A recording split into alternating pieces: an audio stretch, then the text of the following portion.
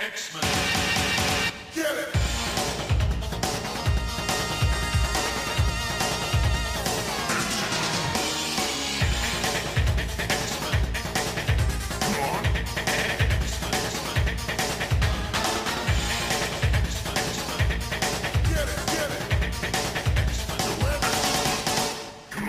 Hey everyone, and welcome to another fun-filled, exciting episode of Battle of the Atom. This is, of course, the only podcast that talks about X-Men on Mondays and ranks all the stories in sequential order, if that sequence is from best to worst and not in any sort of numbering or chronological state. I do this, and I'm Zach Jenkins. That giggly boy is Adam Reck. Adam, how are we doing today? I am good. I am excited to explore the gender spectrum today with our stories. So this should be a fun one. Yeah, this is an interesting batch of stories we got together, and it's something that I like. Like we talked about, I'm not sure how many back it'll be. 3 episodes back when this goes up about how we liked the X-Men bar stories because it's just those are fun. Fun one-shots that are character-driven, and you learn a lot about people, and you get good, fun family moments. And this is a lot like this. Now, just as a programming note, these are not the stories that Kelly Thompson gave us on our last episode, because that hasn't happened yet in our relative time frame. I don't know what she's going to pick, but we record things out of order sometimes for reasons. But now this was inspired by a selection from our audience. Is that correct? Not just from our audience. The member of our audience who sits here, listens to us on his commute or on his phone or whatever, and he says, you know what? I like what these fine folks are doing, so I'm going to mosey on over to patreon.com and throw in my $2. I am, of course, talking about Ian Gregory. So, Ian, thank you just a ton, because he selected... That's great. Yeah, he selected Uncanny X-Men Volumes 1, number 245, which is a comic called Men. Manly men. Manly men. Man, that's not a fun show. That's worse than this comic. That's the official ranking right now. 2.5 Men. Every episode is worse than this issue of X-Men written by Chris Claremont with pencils by Rob Liefeld, who I think is the only creator on Twitter to have banned me and blocked me. And for the life of me, I don't know why. I may have made fun of... You got blocked by Liefeld? Yeah, really? It's the weirdest thing. I may have made fun of Liefeld feet once, but come on, I'm a comic book fan. People do that. I'm generally nice on Twitter, I feel like. So, I don't know. Think what you want about Rob. He's a lot of fun on social media. He does a good job. He knows what he's doing. Rob Liefeld, the creator, I have respectful criticism of. Rob Liefeld, the human, at this point in his life, seems like he's a pretty chill dude. Like, he got past his 20s where stories go about him maybe not being the best human, but he seems like he's a pretty nice, reasonable guy right now. So, more power to him. He drew this comic, by the way. Yeah.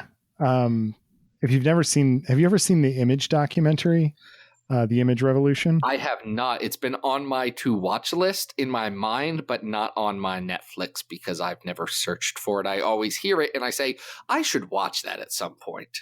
It is a blast, and mainly because of Liefeld, because he's on there and he does the most wicked Todd McFarlane impression, and he's just very, very funny throughout the entire movie. So that's worth catching up with. It's very, very amusing. Okay, well, here's the thing about Todd. And I'm just gonna we're getting into Image Corner here, but I think it's necessary.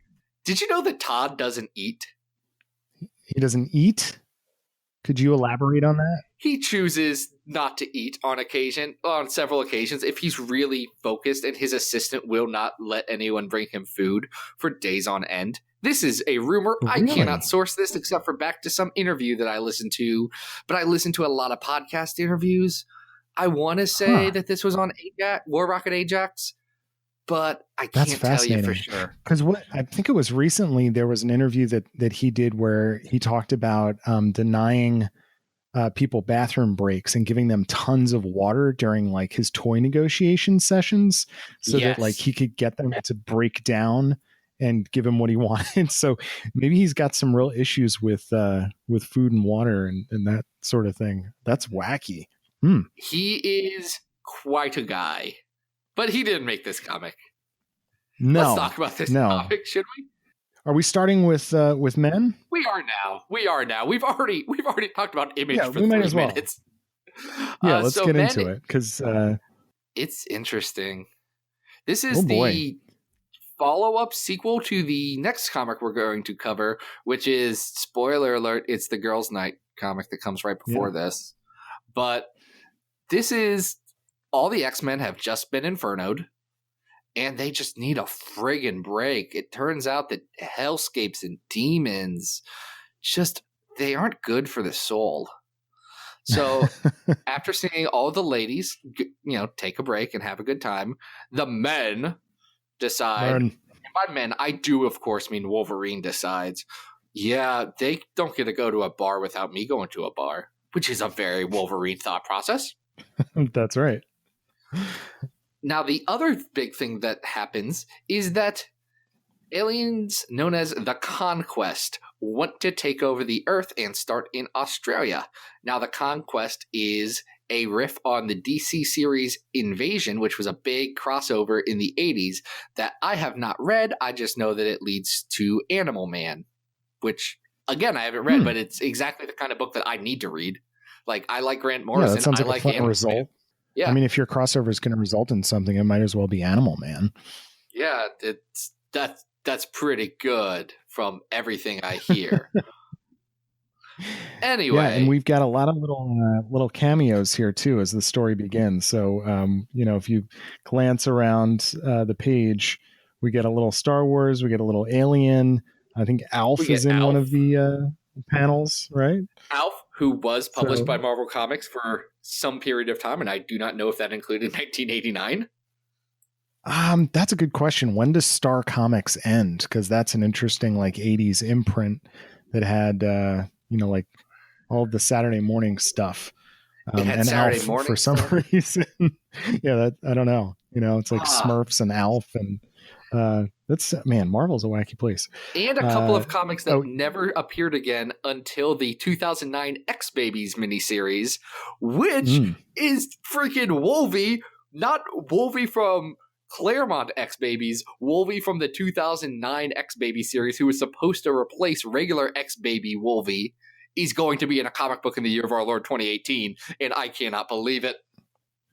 Yeah, that's a very wild revelation from this week that we were dealing with a different Wolvie, and that's a deep cut, man. Yeah. Deep cut. Fun fact, guys, when Saladin Ahmed's and Javier Rodriguez's Exiles comes out, you should buy it. Just the creative team alone is very good, but then it also has Old Man Kamala Khan, who...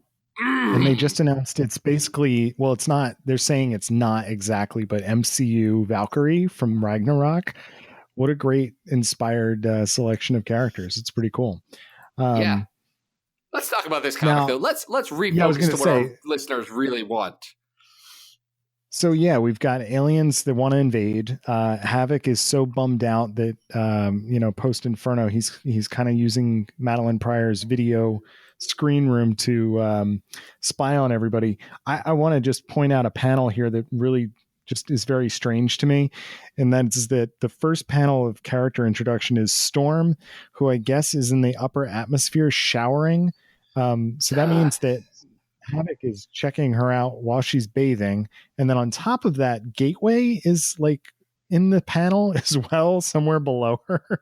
It's can Storm have some privacy, please? Well, we know canonically two things. One, Storm is not held by our Western hangups on nudity, and she is perfectly fine with her body. And two, Claremont really likes to draw or to have people draw Storm showering. This is a constant threat. This is like him having people mind controlled. We're going to see some ex ladies bathing in the other issue we're gonna do too. I just thought it was interesting that Havoc was using his spy equipment to do that. I'm not sure Havoc, how, but Havoc's a weirdo. Havoc can be a weird boy, and he's depressed. So Wolverine decides they should go to a bar because Havoc's depressed. Colossus is tired of being a giant silver man, and Longshot, well, he only knows 4 women, and 2 of them are already really mad at him because he kind of likes each other, both of them. So he's like, you can meet other females too. Or men, I mean, Colossus whatever. Colossus goes through this wacky makeover with Dazzler where she basically paints him because he can't switch back out of his metal form. There's some weird stuff here. And then the aliens have their gene bomb. Do you want to get into that? That's an odd thing. No, it's a pun. It's this entire, I want to imagine this entire thing. Well, wait, hold on. Because this is back to Invasion. If I'm remembering right about this comic I've only heard about and never read. The gene bomb, GENE bomb, was what the aliens in Invasion were going to use to take over the world or do whatever aliens do. So the gene bomb, the JEAN bomb, is a bomb that looks like Jean Grey and uses vaguely Phoenix things that, frankly, they make that pun and then they say, we're going to use the gene bomb, and then never use the gene bomb. Well, but it is a nice little meta commentary because I have the page in front of me. The alien is saying the gene bomb possesses the power to fatally disrupt any and all relationships, personal, professional, organic, inorganic, macro, micro, whatever. And you could just see Claremont giggling to himself as he's writing this shade onto the page. He's very upset about X Factor. He is still very... Yeah, don't get Claremont started on that. He will rant and rave about how mad he is still. Yeah.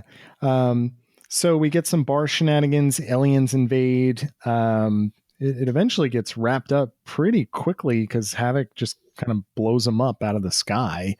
Yeah, well, the aliens he wasn't playing poker with. Right. Yeah, so I don't know. I mean, do we want to talk a little bit about Liefeld art? I don't think we had an opportunity to talk about Rob Liefeld yet on this show. There's nothing about Rob Liefeld's art that can be said or really at this point, I think, evaluated with a clear critical lens just because of the cloud of let's make fun of Rob Liefeld that's existed for a while. For what it's worth, I don't think this issue is all that bad. Like, it's cartooning. It's not perfect, but this isn't peak Liefeld. Well, this is still pre his New Mutants run by a shot. So, we're not quite into that territory. This is more doing some Marvel Comics Presents stuff. Maybe I think we're even pre Hawk and Dove here. Don't quote me on that. But yeah, this is early Liefeld, but I agree it works for this particular story because this is just a bizarre little nugget. It is so odd, especially within the continuity. It shows that Claremont is kind of like, maybe, I don't know. When I read this for the first time, I almost got the suspicion that Claremont was kind of bored and really wanted to just have some fun and be silly and try something out there. Did you get that impression when you read this? Yeah, this is Claremont just saying, what can I get away with? And he realized that he's Chris Claremont in 1989, and the answer is everything. Mm-hmm. So it's fun. I like this issue. There's not a lot talked about. It is a visual treat. Like, the Rob's very detailed, a lot of lines style works for this because every panel is jam-packed, every page, every nook and cranny is filled with stuff. And I think that plays to Liefeld's strong suits. In fact, it kind of makes me wonder if Rob didn't shift into total creative being the biggest thing in comics and having a Levi's commercial about him, Rob Liefeld.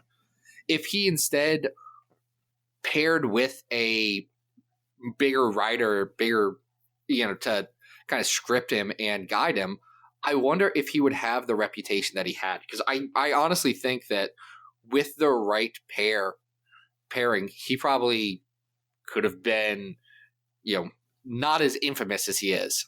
Well, I think a lot of that infamy comes along with, some of the ego and, that he was an idea factory.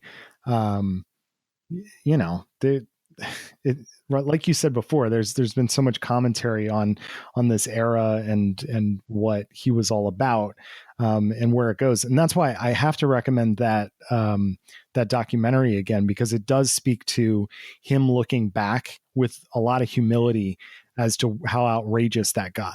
He was there with Extreme Studios, literally buying people cars as bonuses for, signing on to his books that were never coming out on time, or if at all. So, it's an era of excess that I don't know that anything really could have course corrected. But this issue is way before that. And it just stands as a very, very strange standalone story of parody and comedy. That's almost like an Excalibur story in a way, in its silliness. So, I'm not like the biggest fan of this particular issue, but I appreciate it on its own terms. I think it's really weird and wacky. And I like that it, Claremont was able to get away with something like this. I think it's very refreshing between Inferno and the severe darkness of the X-Men just losing so much that's about to come out. Like this is the kind of stuff that makes Claremont's run feel well-paced, because he gives you and we're going to have 2 fun issues before things get bad again. I think that works. Yeah. Now, where do you think we should rank this on our big list? Because right now we have 60 comics on here. Number 1 is Days of Future Past. Number 60 is X-Men Phoenix Legacy of Fire, which, and then we got 58 others in between. I'll tell you a story that it's similar to that I don't think it's better than is that Astonishing Tales Mojo World, which is at number 42 right now. Astonishing Tales Mojo World is a fun little thing, but yeah, I was looking at that exact same place on the list, honestly. I think it's right in that sweet spot of the 40s, because this is just a weird, meaningless thing, but it's fun. I think I may have liked Mojo World better. I think some of its jokes land a little bit better. And I think the art is, we said that had that weird Where's Waldo aspect to it, about it's doing a similar thing. So I think that might be a good place to put this. Yeah, I think it is worse than Mojo World. Did you like it better than the Excalibur bar issue? Yes. Which is at 44. I think it's yeah, okay. I have to also, I don't think we pointed this out, but I'm a huge Australia X-Men fan. So anything that comes out of this particular era with this character lineup, it's kind of a sweet spot for me. So I think that's a nice place for it to go. Well, I think the only other thing we have between that is What If the X-Men Stayed in Asgard? And I think I like this better than What If the X-Men Stayed in Asgard. I'm going to remember this more, even if that what if is pretty fun. Yeah, I'm with you. That's probably perfect. I think that's a good slot. That puts it in at number 43, Men. So now that we've done Men, do you know what we're going to do? I think we're going to do a little backward step and head to the mall. Let's head to the mall. Yeah, we're going to go to the mall today. This is Uncanny X-Men 244. It is called Ladies' Night. It's probably most well known because it is the first appearance of Jubilation Lee, who is just great. Like, she's not Jubilee yet. She is 80% of a Jubilee. But she's almost there. Yeah, we're getting the basics. We're not quite to the irascible, stubborn kid, but what better way to introduce Jubilee than have her entertaining a crowd at a crowded mall, and then have literally an army of mall cops try and basically kill her. It's so bizarre. This is a great issue. I love this. My favorite thing about the mall cops is, if you look closely, it's really just one dude who does not like Jubilee, but he's in charge, and the other mall cops are like, friggin' look, I just want to go home. I don't want to deal with this, Travis. Yeah. Can you just let this You're freaking making too kid big of a run? deal of this. It's fine. People are Right. happy. I don't know if the mall guy's name is Oh, Travis. I think his name is Lou, thanks to the Marvel Wikia, which is too detailed for me. really? Yep. Wow. It's either Lou or They have Bill. a name for that character. Okay. Yes. Yeah, I think it's a great thing. It really, mall culture in the 80s is a huge part of X-Men lore to begin with. They factor into New Mutants very strongly. Obviously I think a lot of people's touchstone for X-Men is the animated series pilot, which also takes place in a mall. Right. So issues like this, where we get an opportunity to go to the mall, and there's elements of mall rats, not the Kevin Smith movie, which I also do like, but there's like skaters in this that are knocking over the mall cops. I like the setting. I think it's really fun, and as a big Jubilee fan, I really like this introduction. I think it's great. Yeah. So Jubilee's great. That goes without saying, even though we did say it. Yeah. The rest of this issue is all of the ladies just freaking deciding, screw this, we just battled demons and Rogue has several people living in her head. Let's go to the mall and act like regular people. Yeah. And that's going to be a similar sentiment that gets in our last story that we're going to talk about today in a couple minutes. But I like that idea. I do like the idea that the characters they're striving for normalcy to a certain extent, and even that they may not even know what that is. Yeah. There's a panel where they're giving Storm a makeover, and they're trying on clothes, and Storm is kind of like, why are we doing this? And they're just because it's fun and we need a break from like fighting demons in New York City. So, look at these four characters. Let's look at these four characters. You have Rogue, who was a poor swamp kid who then was raised by terrorists and then hung out with the X-Men. You have Psylocke, who is a rich British aristocrat who was a fashion model, a spy, a superhero, had her eyes ripped out, and then finally hung out with the X-Men. You have Storm, who was a thief and a goddess and an X-Men, and then she lost all of her powers, and then she got them all back. And then you have Dazzler, who's a celebrity. None of these freaking people know what normal is. No. So it's nice that, they're clearly looking at this in terms of a chance to play, which is really fun. And then, as if that wasn't enough, with the introduction of Jubilee and then these guys just kind of doing a hangout thing, we get leftover from the Inferno. M Squad returns, the Chris Claremont little Ghostbuster knockoff weird thing, which is maybe an unnecessary touch on top of what's already going on, but it adds another level of just silliness to this story that's kind of fun. Yeah, it gives them a foil. It gives the plot something to do, because he has to wrap up the story with 6 pages of punching like every superhero comic, and this gives it that. Well, and something does need to interrupt Storm dancing on stage with the Chippendales, which for some reason is in a shopping mall. Is that normal? I don't know. Hold on. Let's talk about the codes of this Hollywood shopping mall, because there is what we're going to call generously a skimpy dressed man's cocktail bar. Yeah. Let's not assume that there's going to be a lap dance, even though definitely Dazzler pays for Storm to get a lap dance. That's a weird thing to have in a mall. Like, it's a little strange. I mean, look, if that's what you like, more power to you. I don't think the mall is the right setting for that. Like, you're not going to go to your J.C. Penney's and get a nice new pair of slacks and then hop on over to Chippendales and just enjoy yourself. Like, I don't understand their choices as far as what products they are going to pair in this mall. It's still a fun issue. It's great. I mean, I think it's a really silly touch, but whatever, like it's odd for a mall to have, a liquor license and a strip club inside of it, but let's just roll with it. And all of this wraps up with some butt kicking of the M Squad, who unleashed some sort of wacky thing. And then Jubilee gets to follow him back to Australia, which then we start to get the Jubilee that we all know and love, which is great. So this is a really fun issue. I like this a lot. It kind of just ends.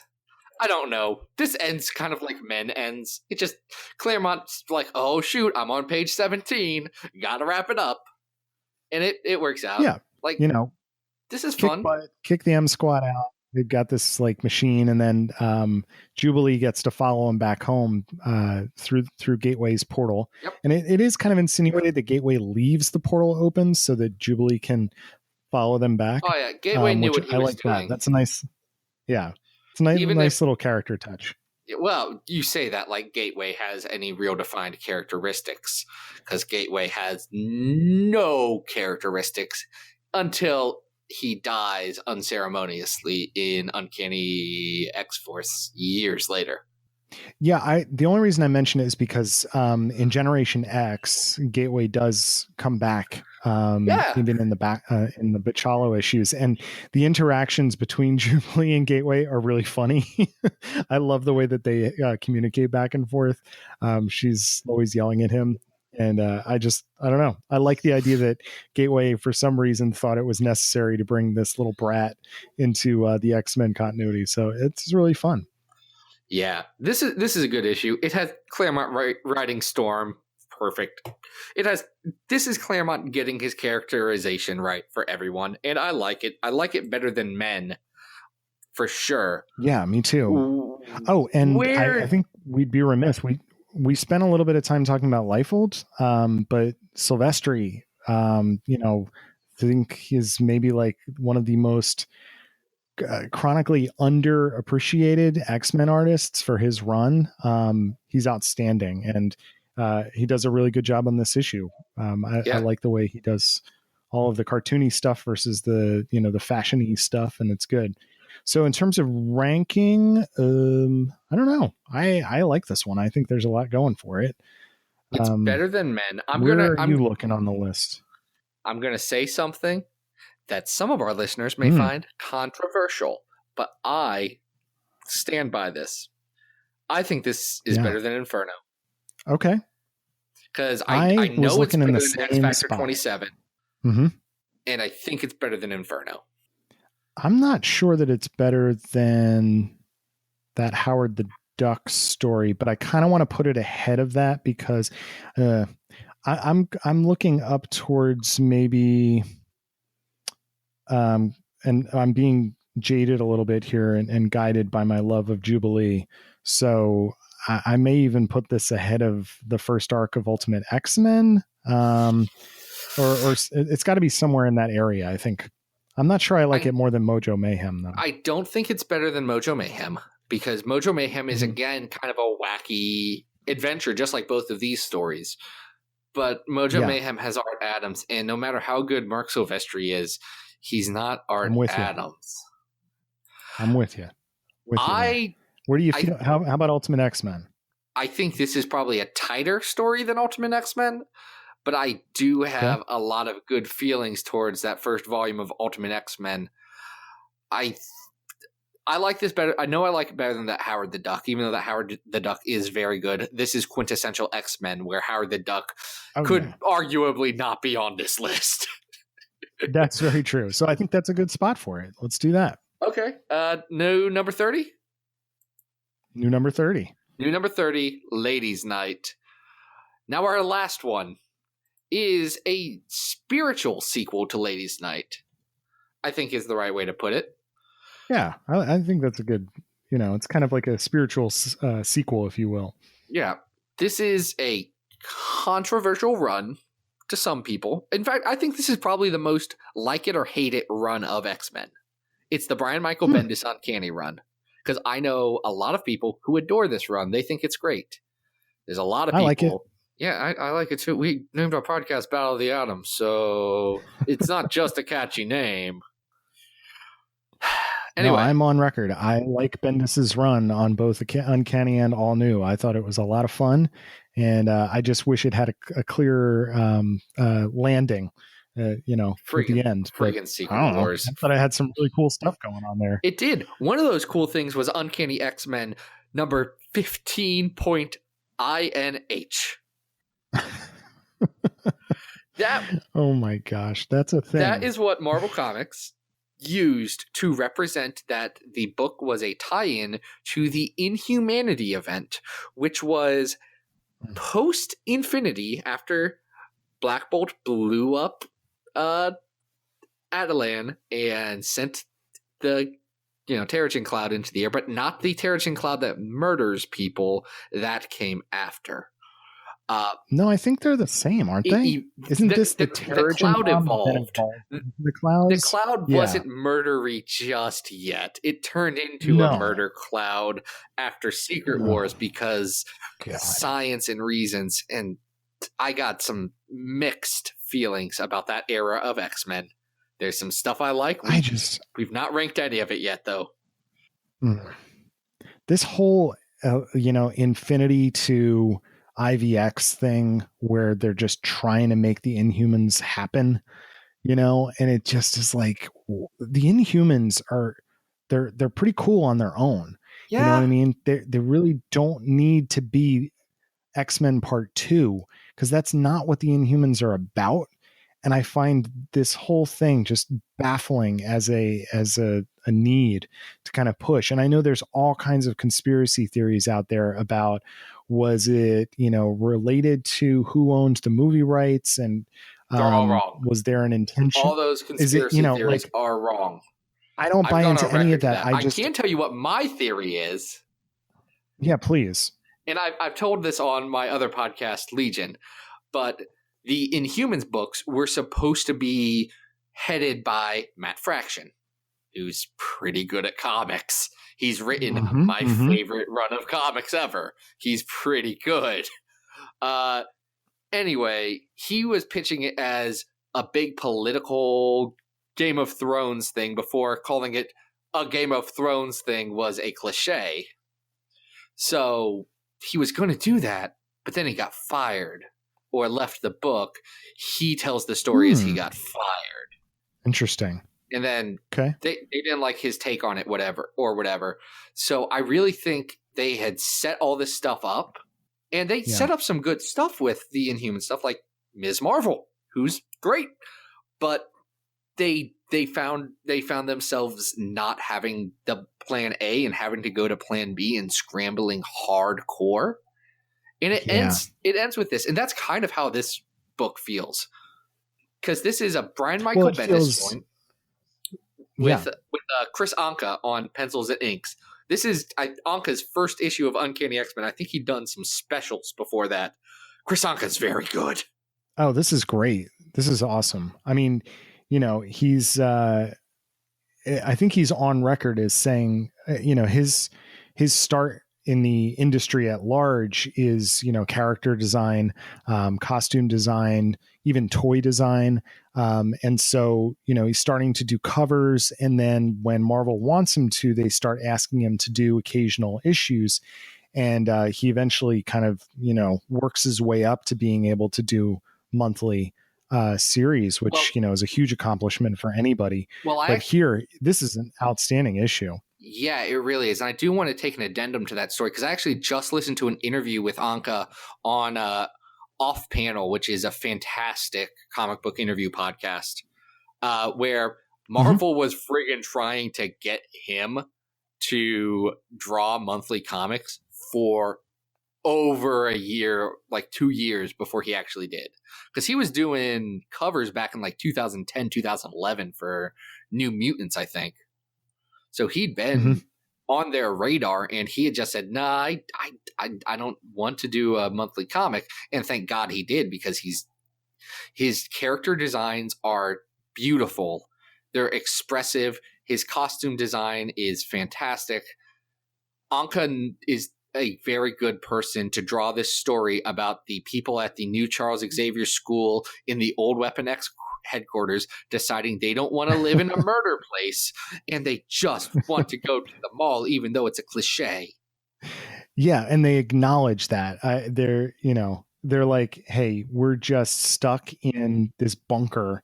And, this also does a good job of acknowledging what we saw in Ladies Night, which is, Jean Grey, for example, is basically just saying, like, I have absolutely no experience whatsoever being the teenage girl that I am supposed to be within this timeline or any timeline. Like, I have no idea what that's supposed to be. And if you look at this cast, none of them do. No. The Stepfords certainly don't. Uh, you know, Magic is looking at them like they're absolutely insane. She's like, if you need something, I'll teleport and get it for you. So there is this miraculous page where they bump into White Queen, who is asleep in this awkward, having look like she fell asleep while she was, I don't know, like mid something. She was just trying to get comfortable. And we've all been there. Yeah. It's like a Garfield getting comfy kind of across a chair and a tabletop kind of pose. And when they bring, right? That's what it is. And then when they bring this idea up, she's just like, yes, like normal people. And then what does she do? She goes into her closet and pulls out this gigantic duffel bag full of money. And they're like, is this happening? Like, and she's like, yeah, duh. Like I have money. Rich. And they're like, whose is this? Oh, well, it's ours, but it's mine. It's such a great concept. Like that. It's Bendis just stretching one page into 2 pages. Like it's just fine. Him doing not a double page splash, but he's doing 2 pages there. And it's perfect. Those 2 pages are among my favorite things that Bendis wrote on his entire run of X-Men. I do love it. This is great. We get the Cuckoos being mean to Jean, but really it's just Celeste being mean, and Mindy and Phoebe are just like, she seems fine. You really don't like this girl. Jean. Yeah, she's fine. Like, what's the big deal? It's great. This is such a good half an issue. Well, I'm glad you said that, because I think I was starting to get into this before when we started talking about how, the idea of trying to make the Inhumans happen. I just wish that this was more in line with Ladies Night, in that the mall sequence, the shopping, real let's be normal people, lasted for more than, I think it's maybe like maybe 2 pages. We get a quick synopsis of, we've gone shopping, we've eaten gross food. But then we immediately jump into the rest of the issue, which is about some no-name Inhuman character bursting out of one of its gross Terrigen bubbles and like getting abducted by AIM. Like I just, it does nothing and goes this nowhere. Is where it really feels like the Inhumans agenda was wedging in on what people wanted to get out of their X-Men. And I can understand why people were frustrated, because you're pairing what is really like a great fun issue with great characterization of the characters you want to be following with something that you don't really think they have any business talking about or interacting with to begin with. It's completely out of the blue. And then it's never followed up on in an X book again. And while I'm pretty sure I know I read all of the Inhumans stuff because Marvel Unlimited is a gift, I don't remember a friggin' thing about following up on this. I'm pretty sure it happened at some point, maybe with Equinox, whatever the Inhuman company is. Anyway, half this issue is so worth your time, and you should find it immediately. And then an Inhuman's going to show up, and then just stop reading because the book doesn't care. It gives up at that point. It's frustrating. Yeah, well, and it even gets to the point where, the Inhuman knocks out the whole team, which, okay. You got this. There's not even punching. No, you get this really powerful, explosion type thing going on, and like all of these all-powerful mutants just get completely knocked out. And that's the end of the issue, pretty much. They're like, let's go home. Definitely come for the great characterization and the fun first half of the issue, and then you're right, you could probably skip the rest, which makes it a little more difficult to rank, I would say. I think we think about the good and we think about the bad. I think I know I like it better or less than Ladies' Night. Mm-hmm. I like the good parts of it better than Men. I don't like the bad parts of it better than Men. Right. Yeah. I like the bad parts better than I like Deadly Genesis. That's my floor. Okay. I think weighed together, this is better than number 53, Deadly Genesis. Mm-hmm. Is it? You know what? I'm looking in the same area as where we just ranked Men, because I do like the first half of this quite a bit. I think Anka is doing a beautiful job, with it. I think I liked this better than the Excalibur drinking story that we just ranked in a recent episode. I was going to go below that. Okay, I'm fine with that. I mean, this is a story that is not essential, but it has some really fun character work in it. Because what I think actually it's most comparable to is Exiles, where we liked a lot of the concept and we liked a lot of the stuff that was happening in those first 2 issues of Exiles, but the actual execution and the plot part of it fell flat. Okay. Yeah, I would say then maybe we squeeze it in between Excalibur 91 and Exiles 1 and 2. It's got, really good character work, really good artwork, and maybe just kind of like it doesn't stick the landing. Yeah, so it is written, so it shall be. Number 47 on list, Uncanny X-Men 15.INH. Oh, that time they tried to make Inhumans happen, and oh boy. Do you know what's beautiful about that title? What, please. It tells me it completely describes all of my feelings for it, because it's Uncanny X-Men 15. Good. INH. Whoa. Okay. It immediately it shows the swerve right there. I don't know what I was expecting. Oh, I was expecting to have a good episode, and I think we did. Yeah, these are fun issues, and it was Ian, right, that recommended Men. So thank you, sir. We appreciate the support, and these are good stories. So I think those are good ones. Yes, thank you, Ian, and thank you to everyone on Patreon.com, all the fine folks who make the Xavier Files media empire, and especially the Battle of the Atom podcast happen.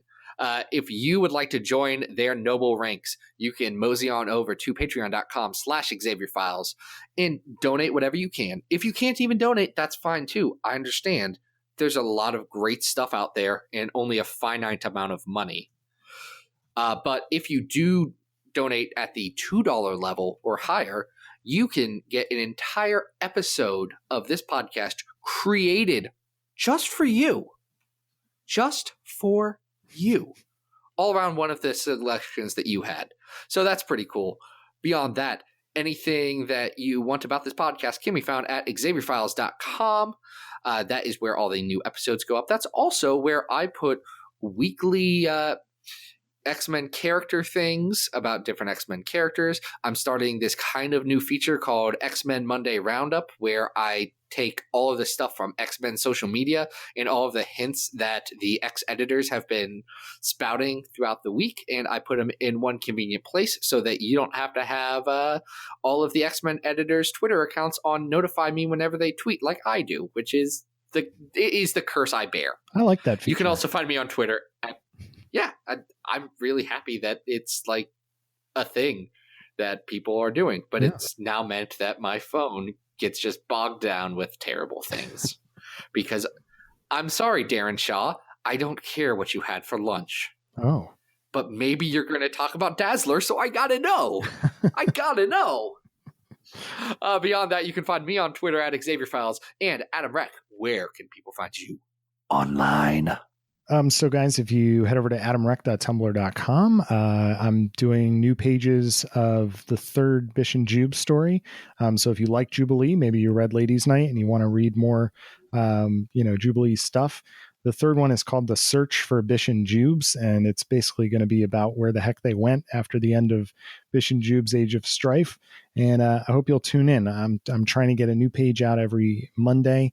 Those are also going to appear on XavierFiles.com. And if you guys want to follow me on Twitter, I'm at Arthur Stacy. And guys, I'm going to tell you, I've gotten a sneak peek at where this arc is going, it has my favorite gag in all of Bish and Jubes so far. And I'm very excited.